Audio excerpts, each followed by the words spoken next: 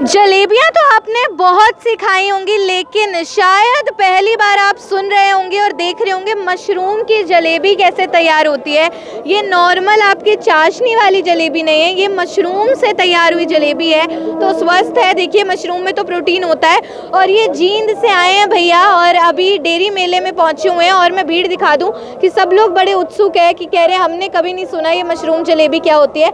और यहाँ पे बड़ी बड़ी मशरूम की जलेबियाँ तैयार हो रही हैं, भीड़ लगी हुई है। तो आपने भी खानी है अगर मशरूम की जलेबी तो आप भी पहुंच जाइए नेशनल डेयरी रिसर्च इंस्टीट्यूट, जहाँ पे डेयरी मेला लगा हुआ है। भैया कहाँ से हैं आप?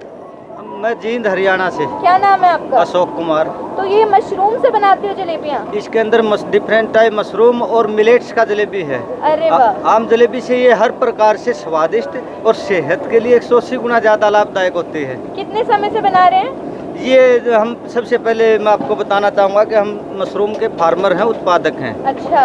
और मशरूम का काम हम उस समय से कर रहे हैं जबकि हमारे देश के अंदर मशरूम की पहचान 0 के बराबर थी। कुछ लोग उपयोग करते थे, 8 से 12 ग्राम पर हेड पर ईयर खपत आती थी। तो हमारे को मशरूम के अंदर बहुत सारी परेशानियों का सामना करना पड़ा मार्केट के अंदर बेचने का, और बहुत सारे फार्मर काम शुरू करके भाग गए। तो उन सभी समस्याओं को समझते और मशरूम की गुणवत्ता को जानते हुए हमने मशरूम के विभिन्न प्रकार के उत्पाद पकवान बनाने शुरू किए। सबसे पहले हमारा मशरूम का पकवान अचार, मुरब्बा, बिस्किट और आपके सामने मशरूम की जलेबी है। बिस्किट भी बनाते हैं मशरूम के? मशरूम के हमारे पास लगभग 8 से 10 variety top world class world brand mushroom की वैरायटी है, जिसमें हमारे कुछ ब्रांड 100% शुगर फ्री होता है। मुझे तो नहीं लगता आपके अलावा कोई और मशरूम की जलेबियाँ बनाता है। ये रिसर्च ही हमारा है। तो आपको कहाँ से आइडिया आया कि मशरूम की जलेबी बना देता हूँ? ये जब आदमी को कुछ करने की इच्छा होती है ना, तो हमारे देश के वैज्ञानिकों ने एक बार दुनिया के 103 सैटेलाइट उपग्रह भेजे थे। तो हमने भी किसान से आगे निकलने के लिए हमने भी हमारा विश्व रिकॉर्ड कायम किया।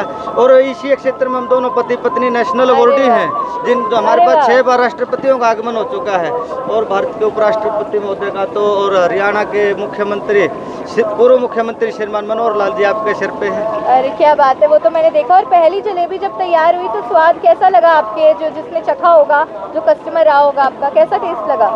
टेस्ट में अभी आपको दिखाऊंगा, जब आप अपने आप बताओगे कि कैसा टेस्ट लगा होगा। जब आप बताओगे तो तभी तो पता लगेगा। मैं मेरी बड़ाई करूंगा तो क्या अच्छा लगेगा? जब आप उपयोग करोगे, आपको सामने है सब कुछ। ये तो लाइव है, इसमें कुछ छुपा नहीं सकते। ये आप तो तीसरी वो हो कि एक किस्म से तीसरा नेत्र हो संसार का। बिल्कुल। तो आप लोग आ जाइए फटाफट इंडिया राय, यहाँ मशरूम की गर्मा गर्म जलेबियाँ तैयार हो रही हैं। आप लोगों ने कभी सुना है मशरूम की जलेबी के बारे में? नहीं मैम, हमने तो कभी नहीं सुना आज तक। उत्साहित हैं ट्राई करने के लिए? बहुत। बिल्कुल बिल्कुल ही नई सी चीज़ है। भैया खाइए कभी मशरूम की जलेबी? खाई है मैंने। पहले खाई है? हाँ जी। इन्हीं की? हाँ, इन्हीं की खाई है, 1.5 साल से खा रहा हूँ मैं इनको। अरे वाह। इनको जानता हूँ। कैसा स्वाद होता है? बहुत अच्छा होता है जी। बढ़िया टेस्टी लगती है? बहुत अच्छी लगती है जी। बताया कि मैं खुद किसान हूँ, मशरूम की खेती करता हूँ और मैंने इस जलेबी का इजाद किया। तो ये सुन के मेरे को बहुत अच्छा लगा और ये बहुत ही सराहनीय। बिल्कुल, आप टेस्ट कीजिए ज़रा। नहीं, मैं चाहती हूँ सर आप टेस्ट करके बताइए। सर आप भी कीजिए टेस्ट और हमें टेस्ट बताइए कि इसका टेस्ट कैसा। बिल्कुल खाइए ज़रा, पहली बाइट सर ही लेंगे और सर बताएंगे जलेबी आखिर है कैसी। और चाशनी तो टपक रही है, मुझे लगता है मीठी मीठी तो होने वाली है, लेकिन कैसा स्वाद होगा वो तभी पता चलेगा जब चखी जाएगी। नॉर्मल जलेबी बिल्कुल नहीं है, देखने में लग रही है वो मोटी वाली नॉर्मल जलेबी, बट है ये मशरूम की गर्मा गर्म जलेबी। तो खा रहे हैं सर, देखते हैं टेस्ट कैसा लगता है। कैसा है जी स्वाद? मज़ेदार? अच्छी लगी? बिल्कुल, आप सब लोग भी खा रहे हैं, कैसी लगी जी? मैम खा के बताएंगे, पर ये देखने में जलेबी नहीं जलेबा लग रहा है। हाँ बिल्कुल, काफी बड़ा साइज है इसका। कैसी लगी भैया? बहुत बढ़िया स्वाद है इसका, पहले बार लिया है मैंने। अरे सर जी आप भी लो। कैसी लगी सरदार जी? मीठी है जी। अच्छा तो मीठी मीठी जलेबी, और देखो सब लोग कितने शौक से खा रहे हैं। मैं बताऊं, रियल में बहुत ही अच्छी है। भाई मिल्क बादाम का ना टेस्ट ही बिल्कुल अलग होता है और मज़ा ही आ जाता है ठंडा ठंडा मिल्क बादाम पी के। लेकिन अगर मैं कहूँ ये आपको जो बॉटल में मिल्क बादाम मिल रहा है ये मैम बनाती हैं अपनी सहयोगियों के साथ, सिर्फ मिल्क जो खुद से ये लोग गाय भैंसे रखी होंगी जाहिर है, तो दूध वहाँ से आता है, बादाम इसमें डाले जाते हैं और सिर्फ उससे बनता है ये मिल्क बादाम। सिर्फ इतना ही नहीं है, मैं आप लोगों को दिखा दूँ यहाँ पे घर की ताज़ी ताज़ी ये पेड़े, अरे वाह देख के मेरे मुँह में तो पानी आ रहा है। ताज़े ताज़े पेड़े बनते हैं, बर्फियाँ बनती हैं और अभी तो मैम पकौड़े भी बनाती हैं यहाँ पे। मैम क्या नाम है आपका? हाँ जी, मेरा नाम हरजीत कौर है। कहाँ से हैं आप? मेरे डेयरी फार्म का नाम हरजीत डेयरी फार्म है और मैं ज़िला मोहाली नियर अम्बाड़ा से हूँ। कैंट में मेरी शॉप है, कैंट तोपखाना आर्मी एरिया। तो जो ये सभी प्रोडक्ट हैं मिल्क के, मेरा डेयरी फार्म है, ये सभी मिल्क के प्रोडक्ट हैं जो घर पे ही तैयार होते हैं। अरे वाह। हाँ जी। और ये मैं मिल्क देख रही हूँ, मुझे लगता है काफ़ी डिमांड होगी इसकी तो वहाँ पे। हाँ जी, ये फेवरेट है, ये हमारे शॉप का मेन यही एक प्रोडक्ट है जो हमारी शॉप का सबसे ज़्यादा मेन है। बिल्कुल दूध बादाम, इसके अलावा कोई तीसरा आपने फ्लेवर नहीं डाला नहीं, इसमें? इसमें कोई फ्लेवर नहीं है, सिर्फ हल्दी, दूध जो गाय का या भैंस का कोई भी ले लो आप, गाय भैंस का, और सिर्फ केसर और बादाम है इसमें और मीठा है इसमें, बस और कुछ अरे वाह, नहीं। एक और से एक जो तत्वों से तैयार है ये तो। हाँ जी, जो ये बर्फ़ी है ये भी, जो भी हमारी शॉप की स्पेशल चीज़ें हैं जो भी हम बनाते हैं खुद के, वो सभी लोगों की स्पेशल हैं क्योंकि मैं एग्रीकल्चर के मेले लगाती हूँ। पनीर बनाते हैं, जैसे घर में पनीर बनाते हैं दूध का, तो मैं जो मेले लगते हैं उनके बीच में मैं उनका पकौड़ा बना देती हूँ। आज थोड़ा मौसम की वजह से हमने नहीं लगाया पर कल लगाएंगे। मैं जो ये NDRI करनाल में मेला लग रहा है, सभी साथी जो भी देख रहे हैं उन्हें यही निवेदन करना चाहती हूँ कि ये मेला लगा हुआ है जो इसमें ज़रूर पहुँचे, तो जो यो हमारे घर के प्रोडक्ट बने हुए हैं इसमें ज़रूर इनका आनंद लें, स्वाद ज़रूर चखिए और ख़ास तौर पे मिल्क बादाम का, पेड़ों का और बर्फ़ी का। चलिए अब मैं तो एक्साइटेड हूँ कि आगे और क्या क्या होने वाला है, चलिए देखते हैं। ये देखिए अलग अलग प्रकार के मशरूम उगाए हुए हैं और इन मशरूम से तैयार किए हुए हैं ये कैप्सूल। मतलब जो लोग कैंसर से ग्रस्त हैं उनको भी उनकी बीमारी से राहत देने में सहयोगी बनेंगे ये मशरूम से तैयार किए हुए कैप्सूल। और करनाल में NDRI में जो डेयरी मेला लगा हुआ है वहाँ पे मूरथल से पहुँचे हुए सर मशरूम रिसर्च सेंटर से, और अलग अलग तरीके के मशरूम मुझे यहाँ पे दिख रहे हैं, ताज़ी ताज़ी हरी हरी सब्जियाँ दिख रही हैं। सर सबसे पहले तो अपने बारे में बताइए, क्या नाम है आपका, कहाँ से आए हैं? जी, सभी दर्शकों को नमस्कार, मैडम को भी नमस्कार। हम मूरथल मशरूम रिसर्च सेंटर से आए हैं और हमारा मुख्य जो काम है वहाँ पर मशरूम उगाना है। तो मशरूम में 2-3 टाइप के कार्य हम करते हैं, जैसे मशरूम का जो बीज होता है उसको स्पान बोलते हैं, तो हम स्पान भी तैयार करते हैं, साथ के साथ में फ्रेश मशरूम भी उगाते हैं। और किसानों को ये जो मीडिया होता है इसका, ये मीडिया भी बनाकर हम तैयार करके वहाँ पर देते हैं। तो जो मशरूम हम उगाते हैं उसको हम मार्केट में भी बेचते हैं और साथ के साथ में जो मशरूम बच जाती है उसके ड्राई फॉर्म में ड्राई कर देते हैं। अरे अच्छा, मशरूम से जो बची हुई चीज़ें वो भी इस्तेमाल हाँ, होती है? ये मशरूम एक्चुअली मशरूम ही है, मशरूम को हम ड्राई फॉर्म में इसको तैयार कर लेते हैं, ये भी बिक जाती है। अच्छा। तो जो किसान जैसे डायरेक्ट मंडी में नहीं बिक पाती है तो उसको ड्राई फॉर्म में भी हम पैक करके इसको बेच सकते हैं। ये बेसिकली फार्मर्स को इंस्पायर करने के लिए ये सारी चीज़ें, फार्मर्स को पता चले कि मेरा जो प्रोडक्ट है वो कैसे मार्केट में बिकेगा, मार्केटिंग कैसे करनी है। तो फार्मर से इतना सीधा साधा होता है, उसको सिर्फ उगानी आती है तो उसको इतने रेट मिलते नहीं। यदि उसको वो पैक कर ले और पैक करके मंडी में बेचे तो उसके रेट कई गुना ज़्यादा हो जाते हैं। तो इसका पैकिंग का कुछ चार्ज नहीं आता, नॉर्मल सिंपली पैक हो जाती है। और ये सारी मशरूम जो है ना, जैसे अभी आप बात करें ये शिटाके है, तो इसका जो है ना कैंसर ट्रीटमेंट में ये यूज़ होती है। अरे वाह, अच्छा। ठीक है, हाँ जी। और जो दूसरा ये आप देख रहे हैं ऑरिकुलेरिया, ये हमारी जो पार्किंसन बीमारी होती है उसके इस्तेमाल में आती है। और जितनी भी हमारी डिजीज़ हैं, चाहे वो आपकी डायबिटीज़ की है, कैंसर की है, पार्किंसन है, और जितनी भी कोई हमारी डेफिशिएंसी होती है, माल न्यूट्रिशन की जो प्रॉब्लम्स इंडिया में चली हुई है, उसको मशरूम्स के द्वारा दूर किया जा सकता है। बालों की समस्या है तो आप ये सेसमे ऑयल यूज़ कर सकते हैं। स्किन को हाइड्रेशन चाहिए, आप ये प्योर कोकोनट ऑयल यूज़ कर सकते हैं। हमारे करनाल के निसिंग का एक बिजनेस है और ये प्रॉपर प्योर तरीके से कोल्ड प्रेस ऑयल्स बनाते हैं, वो भी बहुत सारी वैरायटी के। चलिए बातें करते हैं। कहाँ से मैम आप? नमस्कार मैम आपको, और नमस्कार सभी दर्शकों को। हम निसिंग करनाल से हैं मैम। और क्या बिजनेस है, कितने तरीके के तेल है और कैसे तैयार होते हैं तेल? मैम हमारा वुड प्रेस या कोल्ड प्रेस, आप बोले would press cold press oil का बिजनेस है। हमारी जो फर्म है वो ऑर्गेनिक इंडियन फूड के नाम से है। हमारा प्रोडक्ट है देसी ड्रॉप। निसिंग के अंदर ही हमारा प्लांट सेटअप है। हमारे पास 6 टाइप्स की ऑयल हैं: coconut oil, sesame oil, almond oil, flaxseed oil, peanut oil, black mustard oil and yellow mustard oil. और ये सभी ऑयल, जैसे कि हमारे आपने पुराने ज़माने में सुना होगा, हमारी दादी नानी ने हमें बताया है कि पहले लकड़ी का कोल्लू होता था, वो बैल के द्वारा घूमता था और हम तेल निकालते थे, तो वो तेल धीरे धीरे मशीन घूमने के कारण ठंडा निकलता था।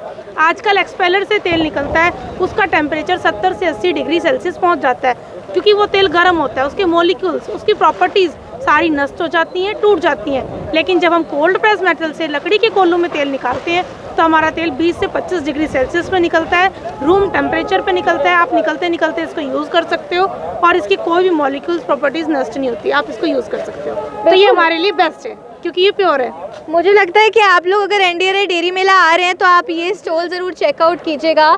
ये स्टॉल नंबर 12 है, देसी ड्रॉप्स करके इनका बिजनेस है। ऑनलाइन भी आप इनसे वैसे खरीद सकते हैं, लेकिन आप एक बार विजिट ज़रूर कीजिए। भारत एक कृषि प्रधान देश है और ऐसे में हमारे बहुत से व्यूअर्स हैं जो किसानी करते हैं, खेती करते हैं और समय समय पर उनको ज़रूरत होती है सही मार्गदर्शन की। तो आप सब लोगों को सबसे पहले तो मैं आग्रह करूँगी कि आप ज़रूर पहुँचिए डेयरी मेले में, जो नेशनल डेयरी रिसर्च इंस्टीट्यूट में लग चुका है डेयरी मेला और एग्रो एग्जीबिशन ये होने वाली है। और यहाँ पे ना देश भर से एग्जिबिटर्स पहुंचे हैं, अलग अलग संस्थानों से पहुंचे हैं, जो आपको ऐसा ज्ञान देकर जाएंगे जो शायद आपकी खेती को बिल्कुल बदल के रख देगा आपकी बेहतरी के लिए। जैसे मैं देख रही हूँ एनडीआरआई की तरफ से एक ये एग्जीबिशन, एक स्टॉल लगा हुआ है और मैं पढ़ पा रही हूँ आत्मनिर्भर कृषि, आत्मनिर्भर भारत। तो क्या ये सेटअप है और कैसे हमारे किसान भाइयों के लिए मददगार साबित होगा, चलिए मैम से जानते हैं। मैम सबसे पहले अपने बारे में बताइए, फिर बताइए क्या सेटअप है, थोड़ा एक्सप्लेन कीजिए।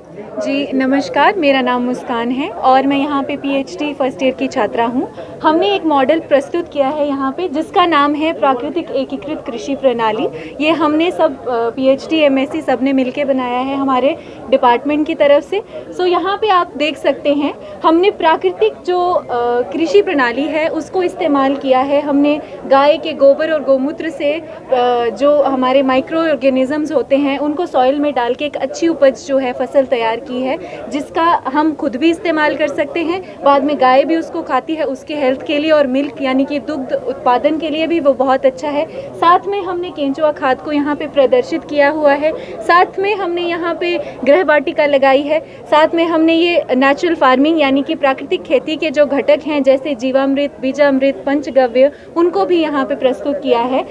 यहाँ पे जो एक का शुरुआती प्रोडक्ट है मींस जो हम निकाल रहे हैं वो दूसरे के लिए एंडिंग है और दूसरे का जो एंडिंग प्रोडक्ट है वो पहले के लिए स्टार्टिंग है। ये एक साइकिल है, एक चक्र है, जिससे जो एक का मान लीजिए गाय हमारी जो है गौमूत्र कर रही है या फिर वो हमारे को काऊ डंग यानी कि जो गोबर दे रही है, तो उसको हम खेत में इस्तेमाल करेंगे। खेत से आने वाली उपज जो है वो ह्यूमन भी कंज्यूम कर सकते हैं, इसका मतलब है मानव के लिए भी अच्छा है और गाय के लिए भी। उसके बाद उसकी खाद से हम अच्छा केंचुआ खाद बना सकते हैं। साथ में हमने यहाँ पे पानी के संरक्षण यानी कि जब हमारे पास पानी की कमी होती है हम तब इस पानी को इस्तेमाल कर सकते हैं। साथ में यहाँ पे प्राकृतिक खेती हमने बाहर से कुछ भी जो है वो उत्पादन में और यूज़ में नहीं लाया है यहाँ पे। साथ में आजकल एक कृषि पर्यटन केंद्र का भी हमने यहाँ पे जो है प्रदर्शन किया है, जिसका मतलब है कि अगर कोई हमारे फार्म में घूमने आता है तो हम वहाँ पे एक इनकम का सोर्स यानी कि आय का एक जो है केंद्र खोल सकते हैं।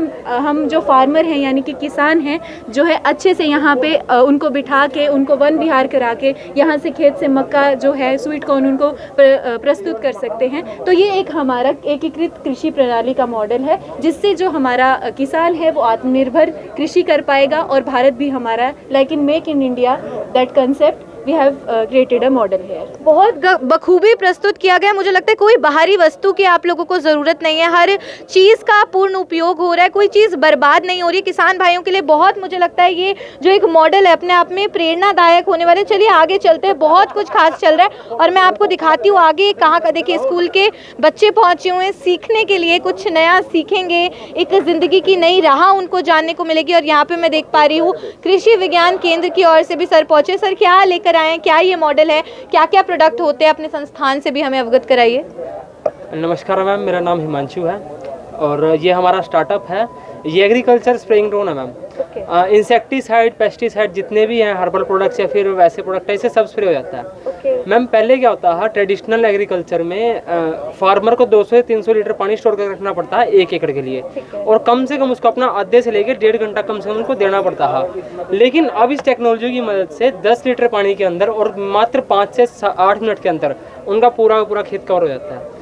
और जिसके अंदर रिजल्ट कैसे है मैम, ट्रेडिशनल में 20 से 25 दिन लगते हैं, लेकिन मैम इस टेक्नोलॉजी की वजह से सिर्फ और सिर्फ 7 दिन के अंदर रिजल्ट आ जाता है। मुझे बहुत सारी मधुमक्खियां नजर आ रही है। अब इनसे क्या तैयार होता है, यहाँ पे मुझे कुछ प्रोडक्ट्स भी नजर आ रहे हैं। वो देखिए, वर्मी कंपोस्ट यहाँ पे रखा गया है। फिर यहाँ पे मुझे हल्दी नजर आ रही है, ये अदरक, अच्छा हल्दी, ठीक है, देसी हल्दी क्या है सर बताइए। ये प्राकृतिक खेती के द्वारा तैयार की गई है मैम। इसमें हम जीवामृत यूज करते हैं। देसी गाय के गौमूत्र और गोबर से को तैयार करके नेचुरल खाद में बनता है, जो 1 हफ्ते में तैयार हो जाता है लिक्विड। उसके द्वारा इसको सिंचाई की जाती है और उससे सभी उसके पोषक तत्व मिलते हैं। और उसके द्वारा ये हल्दी की आप देखिए कितनी अच्छा साइज है। और ये हमारे किसान बस्ताड़ा से आए हुए हैं। और ये हरियाणा विज्ञान मंच से हमारे सरदार राजेंद्र सिंह जी जुड़े हुए हैं, जिन महिलाओं को हम ट्रेनिंग देते हैं KVK में, और वो सब अपना खेत के प्रोडक्ट्स ला रखी हैं। अरे वाह, तो ये बिना किसी पेस्टिसाइड, बिना किसी केमिकल के बिल्कुल प्राकृतिक नेचुरल है मैम। और इसको ये इन्होंने पैक बना रखा है, 600 रुपए किलो बेचते हैं ये पैक करके। हाँ जी, ये 150 रुपए का पैकेट है। तो इसकी तो मुझे लगता है सेहत के लिए भी बहुत से फायदे होंगे। बिल्कुल बहुत अच्छा नेचुरल है, और किसी भी तरह की इंसेक्टिसाइड पेस्टिसाइड का कोई इस्तेमाल नहीं किया गया है, बिल्कुल प्योर है। बाकी हमारे आगे फिश वगैरह का आप देख सकते हैं। बिल्कुल दिखाइए सर, फिशरीज भी दिखाइए अपनी, हम आप लोगों को फिशरीज भी दिखाते हैं। फिशेज नजर आ रही हैं, ये मैडम फिश के हमारे मैडम सर हैं जी। सर बताइए, ये क्या प्रोजेक्ट है आपका, किस तरीके से काम करता है संस्थान? ये मछली पालन का ये है। ये हम कंपोजिट कल्चर का कर रहे हैं। यहाँ पे डिफरेंट वेराइटीज़ जो है वो उसका हम कल्चर करते हैं, जो पानी के जो डिफरेंट लेयर के ऊपर स्टॉकिंग डेंसिटी बढ़ाने के लिए डिफरेंट स्पीशीज़ यूज़ करते हैं, ताकि पानी में ज़्यादा से ज़्यादा मछली पालन कर सकें और ज़्यादा प्रॉफिट निकाल सकें।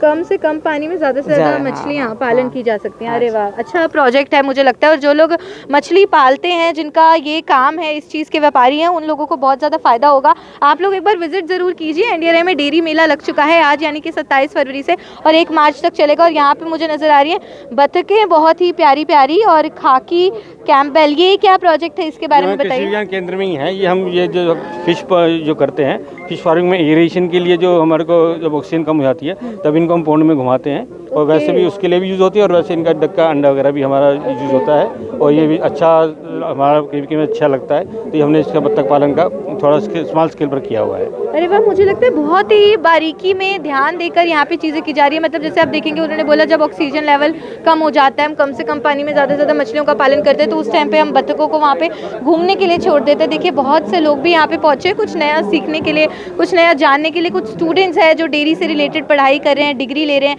अच्छा, यहाँ पे भी मैं देख पा रही हूँ कुछ अलग चल रहा है। क्या चल रहा है सर यहाँ पे, क्या प्रोजेक्ट है ये, कहाँ से आए हैं आप लोग? जी सर, जी मैम, PhD फर्स्ट ईयर के हम छात्र हैं, और हम यहाँ पे बताना चाहते हैं किसान भाई बहनों को कि प्रतिवर्ष एक गाय से आप अगर एक बछड़ा लेंगे, तो हम जानते हैं कि मिल्क प्रोडक्शन में जो भारत का अभी नंबर है, अव्वल नंबर पे। लेकिन जो हमारी जनसंख्या है वो इस तेज़ी से बढ़ रही है कि जो मिल्क प्रोडक्शन है, हो सकता है आज से 10-15 साल बाद वो जो प्रोडक्शन है उतना बराबर नहीं हो पाएगा। तो हमको क्या है, प्रोडक्शन बढ़ाना है। प्रोडक्शन कैसे बढ़ा सकते हैं हम, कि अगर हम एक बछड़ी या एक बछड़ा हम एक गाय से 1 साल के अंदर अगर हम उत्पन्न कर पाए, तो हमारा इसमें बहुत बड़ा योगदान है। वो हम कैसे कर सकते हैं, वो हम इस प्रोजेक्ट के थ्रू समझाते हैं। जैसे कि गर्मी के लक्षण पहचानना सबसे बड़ी जो समस्या है, जो किसान भाई बहनों को समझाना चाहते हैं, वो होता है कि गर्मी के लक्षण का सही से या तो पता नहीं होता है, या उसमें कोई लक्षण आपको कम ज़्यादा होती है, जिसके कारण क्या होता है, सही समय पे उसकी आर्टिफिशियल इंसेमिनेशन, जिसको हम बोलते हैं कृत्रिम गर्भधान, वो नहीं हो पाता। अगर आपकी एक हीट साइकिल छूटेगी, तो 20 दिन बाद जो पशु है वो वापस अपनी नई साइकिल में आएगा। तो आप सोचिए 20 से 21 दिन का जो उसको नुकसान झेलना पड़ता है फार्मर को, उसके साथ ही मिल्क प्रोडक्शन और जो उसको दे रहा है, साथ में दवाइयाँ और जो मैनेजमेंट के खर्चे हैं, वो चीज़ें अलग रहती है। तो इससे जो लॉस है वो बहुत बड़ा होता है। तो उसको हम कैसे मैनेज करेंगे, इस मॉडल से हमने समझाया है। जब आर्टिफिशियल इंसेमिनेशन सही टाइम पे होगा, तो उसके 45 दिन बाद हम तकनीक के थ्रू, जिसको हम बोलते हैं सोनोग्राफी, अल्ट्रासोनोग्राफी करके हम आप क्या कर सकते हैं, प्रेगनेंसी का 100% हम बता सकते हैं कि ये जो पशु है ये ज्ञापन है। उस हिसाब से आप उसका मैनेजमेंट चेंज करेंगे। उस मैनेजमेंट में क्या क्या चीज़ें हो गई जैसे अगर हमारी अगर भैंसें हैं और ज़्यादा ज्ञापन है, मीन्स अगर उनका जो जेस्टेशन लेंथ है वो बहुत ज़्यादा है, तो ऐसे पशु को हम आखिरी समय में वेलोइंग नहीं कराएंगे। पशु जो भैंसें होती है उनमें क्या होती है, जो स्वेट ग्लैंड्स है वो नहीं होता, इसलिए उनको गर्मियों में हीट स्ट्रेस की ज़्यादा समस्या रहती है। उस चक्कर में किसान भाई बंधु क्या करते हैं, उनको आसपास के जो नहर तालाब है उसके अंदर उसकी डुबकी लगाते हैं। लेकिन अगर पशु ज़्यादा ज्ञापन होगा, ज़्यादा दिन का ज्ञापन होगा, तो उसमें अंटा या यूट्राइन टॉर्शन की एक समस्या उत्पन्न हो सकती है, जो कि बहुत नुकसान करेगी। उसके अलावा आप क्या कर सकते हैं, जो आखिरी के 60 दिन रहते हैं जिसको हम ड्राई पीरियड रहते हैं, उसमें अगर आप दूध नहीं निकालेंगे तो उससे क्या होगा, जो उसका कैल्शियम और मिनरल का जो बैलेंस है वो मेंटेन रहेगा। इस तरह से आपका जो पशु है वो स्वस्थ रहेगा, और जब ज्ञापन के टाइम उसके जो मिनरल्स की डेफिशिएंसी कम ज़्यादा हो रही है उससे आपको लाभ मिलेगा।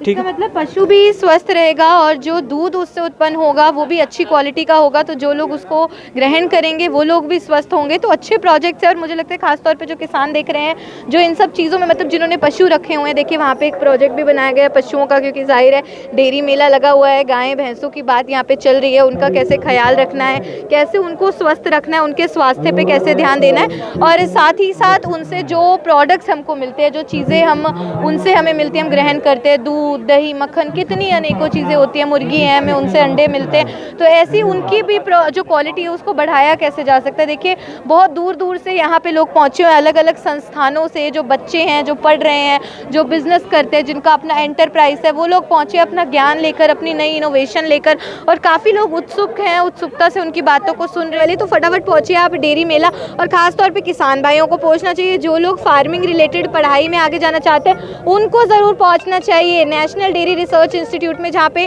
Dairy Mela and agro exhibition लग चुकी है। खबर आप देख रहे थे मेरे यानी कि भवन आर्यन के साथ। धन्यवाद।